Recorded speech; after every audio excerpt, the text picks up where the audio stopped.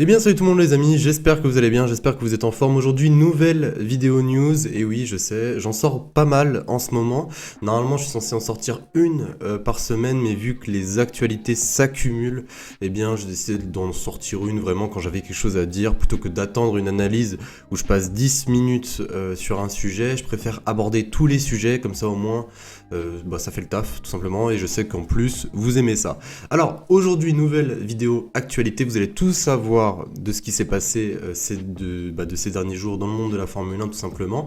Avant qu'on commence, n'hésitez surtout pas à liker et à vous abonner. La dernière vidéo news n'a pas eu beaucoup de visibilité, voilà, je sais pas ce qui s'est passé au niveau de YouTube, mais en tout cas elle est complètement passée à la trappe. Nombreux d'entre vous m'ont dit qu'ils n'avaient pas reçu les notifications, donc je le dis jamais, mais n'hésitez surtout pas à activer la cloche, voilà, si vous voulez savoir quand les nouvelles vidéos sortent, c'est le meilleur moyen de pouvoir vous avertir. En tout cas, on perd pas plus de temps et on est parti les amis pour la première news. Alors c'est bon, j'ai remis la casquette Mercedes, on peut enfin commencer. En tout cas, on est parti pour la première news, et déjà la première news elle est assez salée puisqu'elle concerne Nikita Mazepin et son sponsor titre Ural Kali, qui était le sponsor titre de Haas. Eh bien, c'est désormais officiel, Nikita Mazepin ne participera pas à la saison 2022, voilà. Le contrat de Nikita Mazepin a littéralement été résilié dû au conflit entre la Russie et l'Ukraine. Beaucoup de sportifs russes ont connu pas mal de soucis, voilà, avec leurs contrats qui ont soit été résiliés, soit eux sont partis d'eux-mêmes tout simplement. Je vais tout de suite vous dire ce qu'a dit Nikita Mazepin par rapport à la résiliation de ce contrat. Je suis très déçu d'apprendre que mon contrat a été résilié. Bien que je comprenne les difficultés, la décision de la FIA et ma volonté d'accepter les conditions ont été complètement ignorées et aucun processus n'a été suivi. J'aurai plus à dire dans les jours à venir, voilà. Donc c'est désormais officiel, Ural Kali et Nikita Mazepin ne participeront pas à cette prochaine saison. Et bien voilà, on a déjà une réponse assez claire, maintenant on cherche une solution. Qui pour remplacer Nikita Mazepin? Il faut savoir que même si Mick Schumacher ramène énormément d'argent, il faut quand même un deuxième pilote capable de ramener des moyens financiers, et notamment pour Haas, qui est une écurie en construction encore une fois. Eh bien Jen Haas, qui est tout simplement le grand patron de Haas, a confirmé que Pietro Fittipaldi sera au volant de la VF 22 cette semaine à Bahreïn. Il a lui-même cité: c'est à ça qu'il sert, c'est le pilote d'essai. Je pense que nous aimerions évidemment avoir quelqu'un avec un petit peu plus d'expérience à plus long terme. Donc voilà, Pietro Fittipaldi sera bien dans la Haas VF 2022 en remplacement de Nikita Mazepin, mais ça ne sera peut-être pas le pilote titulaire. Il faut savoir qu'il y a deux pistes vraiment qui sont très envisageable. Certains vont me dire Romain Grosjean, mais Romain Grosjean il est parti en IndyCar avec Andretti, et Andretti c'est pas forcément une écurie en IndyCar où tu peux résilier un contrat assez facilement. Et il y a bien évidemment la piste Antonio Giovinazzi qui est en ce moment même en Formule E et qui pourrait faire son grand retour. Et bien évidemment Nico Hülkenberg, on n'en parle plus beaucoup de Nico Hülkenberg, mais il pourrait faire également son retour. Moi personnellement, de mon avis personnel, je pense qu'Antonio Giovinazzi serait beaucoup plus favorisé, puisque Nico Hülkenberg, s'il revient en Formule 1, je pense que ça serait pour avoir une voiture assez compétitive, et on le sait tous, Haas, même s'il y a un changement de réglementation en 2022, c'est pas non plus la meilleure voiture pour pouvoir marquer de gros points. On passe à la deuxième news, et je vous en parle chaque semaine puisqu'il y a des avancées tout simplement chaque semaine, et là je vous montre les images. Voici encore une fois les avancées des travaux sur le Raidillon, voilà, qui se situe à Spa-Francorchamps en Belgique, et d'ailleurs je salue tous mes amis belges qui me regardent. En tout cas voilà, ça avance plutôt bien, et honnêtement franchement ils sont, je pense, en train de faire quelque chose de très très propre, donc j'ai hâte de voir les voitures rouler dessus. On passe à la prochaine news. Alors j'en avais déjà parlé dans la vidéo news d'il y a quelques jours, mais Max Verstappen a prolongé son contrat avec Red Bull jusqu'en 2028, et je me suis dit que ça serait peut-être une bonne idée de vous annoncer, ou du moins de vous dire à quand est-ce que les contrats des autres pilotes arrivent à leur terme. Alors déjà, le plus long pour l'instant, du moins le nouveau, c'est jusqu'en 2028 avec Max Verstappen.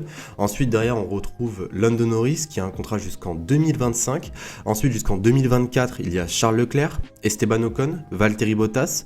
Jusqu'en 2023, on peut avoir du coup Lewis Hamilton, George Russell, Daniel Ricciardo et Pierre Gasly. Et là, en 2022, et c'est là où ça devient le plus intéressant, puisque au final, en 2023, du moins à la fin de l'année qui approche, on aura un mercato, je pense, de malade, c'est que en 2022, il y a beaucoup de pilotes qui arrivent à la fin de leur contrat, tout simplement. On peut y retrouver Sergio Pérez, Carlos Sainz, Alonso, Vettel, Tsunoda, Latifi, Albon, Zhang Yuzu, Mick Schumacher et bien évidemment Lance Stroll. Mais Lance Stroll, lui, c'est en nom précisé, voilà, de toute façon, bref, il a pas de souci à se faire là-dessus. En tout cas, voici par rapport au contrat, donc franchement, ça annonce que du bon pour 2023. Et dites-moi dans les commentaires si vous voulez que je fasse peut-être une vidéo sur mes prédictions des mercato en 2023. Je sais que c'est un petit peu tôt, mais bon, on sait jamais, peut-être que ça peut vous plaire. On passe maintenant à la prochaine news. Alors pour cette dernière news, on va parler de plusieurs citations, voilà, de plusieurs choses qui sont venues se rajouter à l'affaire de Michael Masi avec le Grand Prix d'Abu Dhabi 2021 qui a fait un énorme débat dans le monde de la Formule 1. Alors je vous ai pris plusieurs citations, vous allez retrouver une longue citation de Max Verstappen où on lui a posé pas mal de questions concernant cette affaire. Vous allez également retrouver une citation d'Helmut Marko concernant le silence de Lewis Hamilton et même les propos de Toto Wolff concernant une sorte de bromance entre Michael Masi et Red Bull. Alors je vais commencer par Toto Wolff. Alors Toto Wolff a tout simplement marqué du doigt Jonathan Waitley qui est chargé de la communication entre Red Bull et la FIA. Il l'a accusé d'avoir une bromance littéralement avec Michael Masi. Pour ceux qui ne savent pas ce que c'est une bromance, on va dire entre guillemets que c'est une amitié très solide, un petit peu comme Lando Norris et Carlos Sainz. En tout cas, Wolff a ajouté Jonathan Waitley a fait son travail. Il a retourné Michael Masi, le directeur de course, pas seulement à Abu Dhabi, mais avant. Max lui doit sans doute beaucoup. Après, ensuite, on a demandé à Toto Wolff s'il avait revu Michael Masi. Vous allez voir que c'est une question qui est revenue pas mal de fois et pas qu'avec Toto Wolff. Toto Wolff a signalé que je ne lui ai pas parlé et je ne veux plus jamais lui parler. Ses décisions étaient mauvaises et je suis sûr qu'il les regrette. La FIA aurait dû voir beaucoup plus tôt qu'il y avait un problème. Il y avait un problème de structure et un problème de personnalité. C'est comme un match de football où il y a 1-0 pour une équipe et soudain l'arbitre dit maintenant c'est un but en or, 0-0, celui qui marque le prochain but gagne et au fait vous devez jouer sans chaussures. Donc voilà les propos de Toto Wolff qui ne mâche vraiment pas ses mots, un petit peu comme d'habitude. En parlant de quelqu'un qui ne mâche pas ses mots, on va parler d'Helmut Marko puisqu'on a posé pas mal de questions au directeur de Red Bull concernant le silence de Lewis Hamilton, ce qui a mené aussi au départ de Michael Masi tout simplement. Par son silence, il ne voulait montrer que son mécontentement face à la situation. Par la suite, une partie de ce comportement a également conduit au retrait de Michael Masi. Je ne pense pas que ce soit juste, il faut regarder ses performances au fil des ans. Donc voilà les propos d'Helmut Marko qui a toujours été connu pour beaucoup parler. Voilà, et on va terminer avec le champion du monde en titre, Max Verstappen. Alors Max Verstappen c'est assez long puisqu'on lui a posé pas mal de questions. Déjà, la première question, est-ce qu'il a eu un contact littéralement avec Lewis Hamilton pendant cet hiver? Est-ce que les deux pilotes se sont parlé? La réponse de Max a été très très claire. Non, depuis Abu Dhabi, on ne s'est pas parlé. En même temps, on est des pilotes de course, il faut passer à autre chose. On lui a également demandé est-ce qu'il y a quelque chose qui peut remettre en cause la valeur de son premier titre mondial. Verstappen a également répondu pour moi il est temps de passer à autre chose. On est à quelques jours de la première course de 2022 et on parle encore de 2021.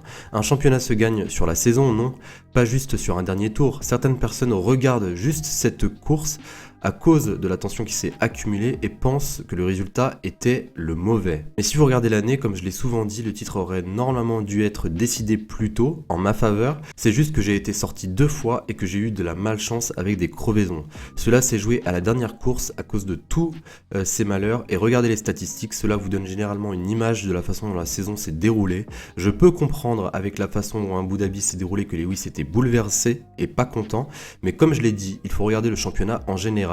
Ce fut une saison folle et épique, je me fiche que les gens essaient d'enlever de l'éclat à mon titre, peu importe, l'équipe perdante se plaindra toujours, les fans de l'autre camp aussi, mais l'équipe gagnante pensera différemment, nos fans aussi. Donc voilà les propos complets de Max Verstappen. Vous me dites les amis ce que vous en pensez comme d'habitude dans les commentaires. Vos avis m'intéressent et je réponds à tous les commentaires comme d'habitude. En tout cas, je vous souhaite une excellente journée, une excellente soirée. Cette vidéo est désormais terminée. Prenez soin de vous, prenez soin de vos proches et je vous dis à la prochaine. Salut tout le monde.